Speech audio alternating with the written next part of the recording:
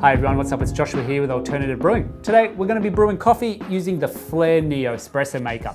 This is a manual lever espresso maker that has been designed by Flair to be a more affordable, simple to use and environmentally friendly brewer. And it will open up the doorway to let you explore the nuances of espresso brewing without too much investment or the need to pair the Neo with a great grinder.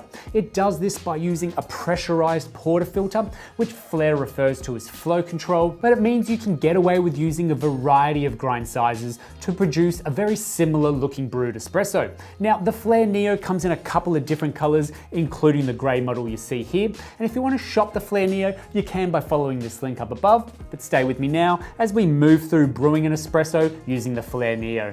So out of the box, the Neo includes a couple of Flair's usual suspects.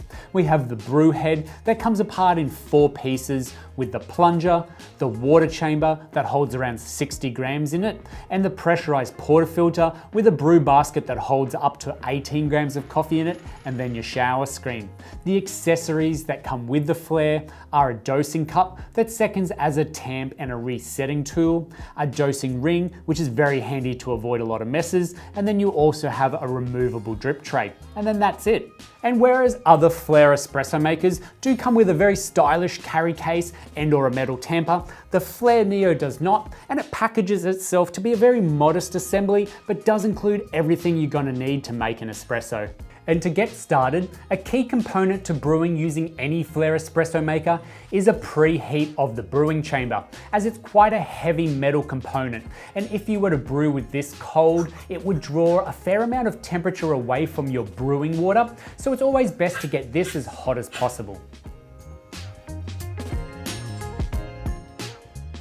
And whilst this is heating up, we want to weigh out 16 grams of beans. And when we look at grinding them, it will still depend on what sort of grinder you have. If it is in fact an espresso grinder, then I would grind a little bit coarser than say a normal setting for an espresso. But like most people who don't already own an espresso machine or an espresso brewer, it is rare that you're going to have an espresso grinder. So for this instance, I'm going to be using the Paulex Mini 2 portable hand grinder. Certainly not well known for being an espresso grinder, you still want to be grinding as fine as it will go without taking too much of the fun out of it. So I have the Paulex Mini 2 set for 3 clicks past the 0 point.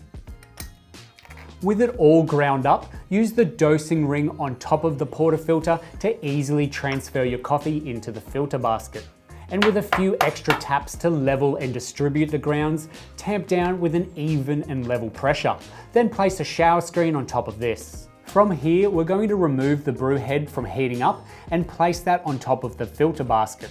Add the brew assembly then to the base of the Flair Neo, and then begin adding boiling water to the brew chamber, to the top of the line, which is at about 60 mils of water. Once all the water is added, it's now time to place the plunger on top. Don't forget to add your glass, and we're going to begin slowly lowering down the handle. Now, this will be forcing water through that bed of coffee, and there's sort of a pre-infusion that could go on here if you just hold it here for a moment longer, but the moment you see drips coming out the bottom, begin steadily lowering the lever to maintain a nice even single stream flow of espresso out of that filter basket. And keep pressing the lever all the way down to the end.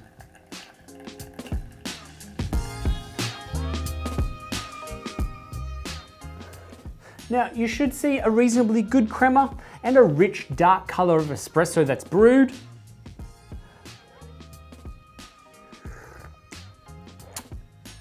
And I find there is an intensity in this shot. It's quite packed full of flavor.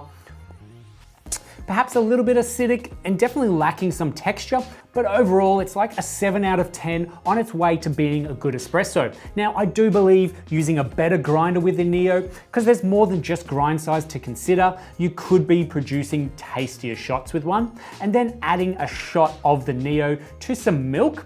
It's going to be absolutely delicious, and you'll discover some of that unbalanced flavor in your original espresso doesn't really show up in the milk. So if you are a milk or even a long black drinker and looking for an easy espresso brewer for home, then I would consider this to be a good affordable option. In cleaning the Flair Neo, all we need to do is remove that brew head off the base, detach the filter basket and knock the grinds out here, give everything a good rinse underwater to reset and go again or store away for next time. But Flair also suggests it is recommended to occasionally brew hot water straight through that portafilter to avoid any blockage from oils in that pressurized basket. And that's the Flair Neo espresso maker for you. Now, on its own, it has the functionality of the more expensive Flair espresso makers, but offers something a little bit more unique that most of the others do not, and that is that you're able to grow along with the Neo. And as you get more comfortable with brewing espressos, and no doubt you will with the more that you brew, there will be this inevitable point in time where you want to be brewing a better espresso. And the Neo, it does grant you the ability to upgrade parts when you're ready to invest in them. For instance, the portafilter. You can go from a pressurized one to a non-pressurized one, though you will want a good grinder for that transition. And that second piece of kit I would recommend is the pressure gauge kit. And this is an absolute highlight if you want to keep an eye on the pressure while you're brewing. And then you will be assembling a kit which is probably a little bit less than if you were to buy the Flair outright with all those extras included. So there's good reason to enjoy the Neo now and also for what it could offer. Now, if you have any questions on this product, throw them in the comment section down below and we'll get straight back to you. Don't forget to hit that little bell icon on your screen, and then that way you stay notified when we bring out new videos just like this every week.